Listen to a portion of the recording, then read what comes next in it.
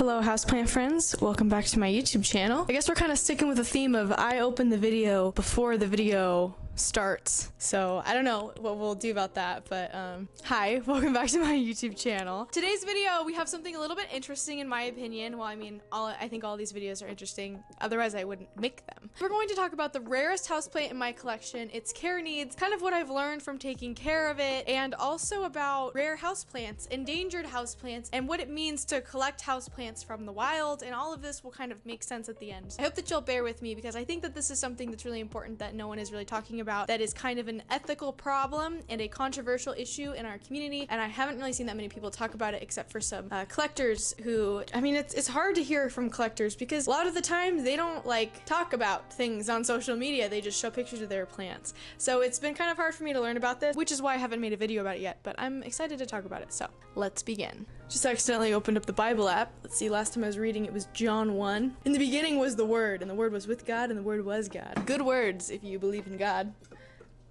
Mediocre words if you don't. I am nervous to just like clip this onto my lapel because I think holding it at a distance will kind of make it better, but bear with me, I do have to clip it on just for a moment. Boom. So in my nifty little globe over here, or I guess it's not really a globe, it's just kind of a cloche, my begonia amphioxus, who is coming back to life. But more importantly, we have this beautiful plant. I have this plant supported by, oh, it's so cute. I have this plant supported by a fork because it started to tip over a little bit, so I'm just gonna leave that in there. But what we have right here is an extremely rare and endangered plant, which I did not know that this plant was an endangered species. You can see I just got it to put out a baby, which is incredible. I have done my best to give this plant the best cloud forest conditions I possibly could, which basically means soaking wet soil and cold temperature. This plant thrives between about probably 39 and 50 degrees, a lot of light, indirect bright light, but a lot of light nonetheless. Here you can see that baby who is so cute. And this plant is endemic to Ecuador and it grows in the cloud forests of Ecuador. And you'll notice I'm being a little bit more serious in my tone. Last time I said that was cloud forests of Ecuador. I said that like an old hobbit last time, but now I'm saying it in a very serious voice because this is a very serious situation. I purchased this plant from a houseplant collector, a very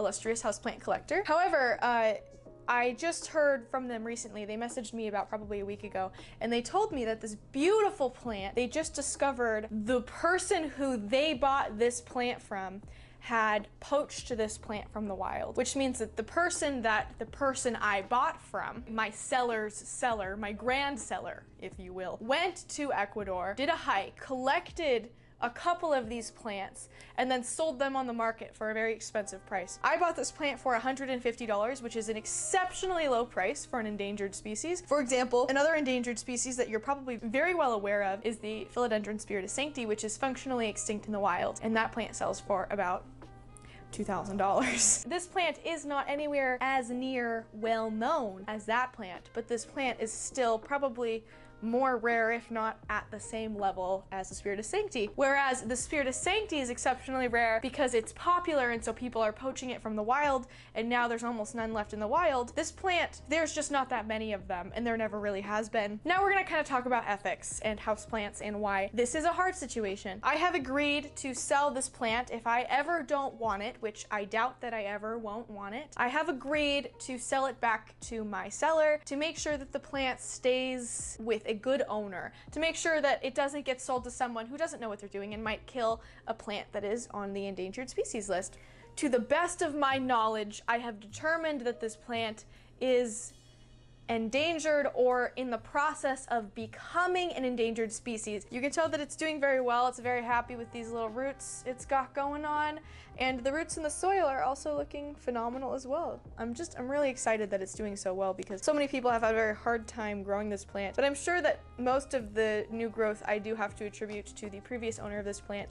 I've only owned this plant for about 3 months now, maybe not even 3 months. Honestly, it could have probably just been 2. Yes, Anthurium Cutucuense. I'm going to put it back in its cloche now, and then we can continue our conversation. We're gonna keep, I forgot to put the Begonia amphioxus away. We're gonna keep her right there. I don't know that you can see her, but she's there. Collecting plants from the wild. This is hard because if no plants had ever been collected from the wild, we would never have any of these super fun anthuriums, philodendrons, begonias.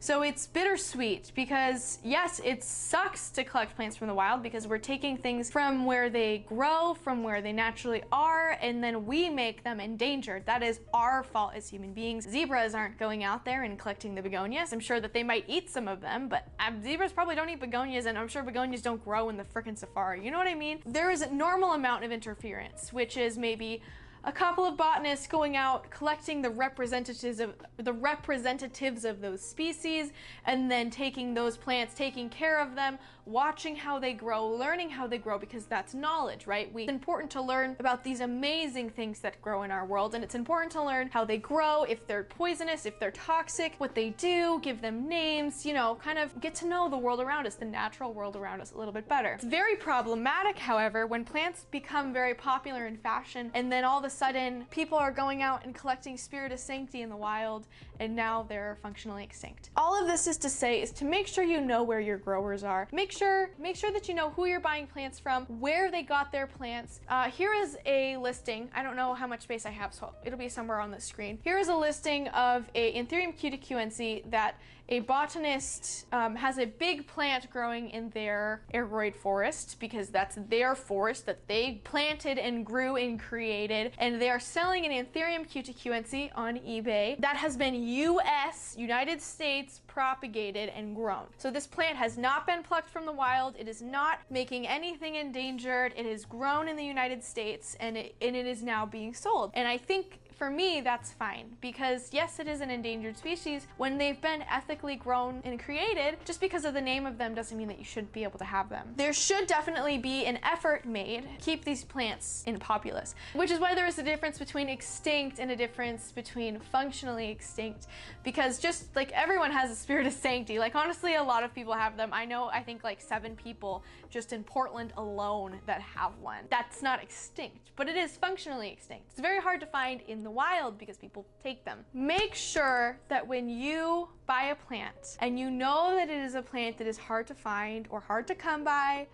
that you understand what it takes to grow that plant and where that plant is from. If we're using Anthurium cutucuense as an example, plants that have been plucked from the wild and then brought to the United States or any other country in the world that is not from Ecuador, those plants that are taken very directly from Ecuador to somewhere else have an extremely hard time growing, which is to say that they pretty much won't grow. Plants that have been brought, were able to grow, and then are propagated and sold, those plants acclimate much better. So it's better for you as someone who's into houseplants, who wants to see that growth, to make sure that you are getting it from someone who will make sure that the plant was grown and created in an ethical way as to not endanger the species.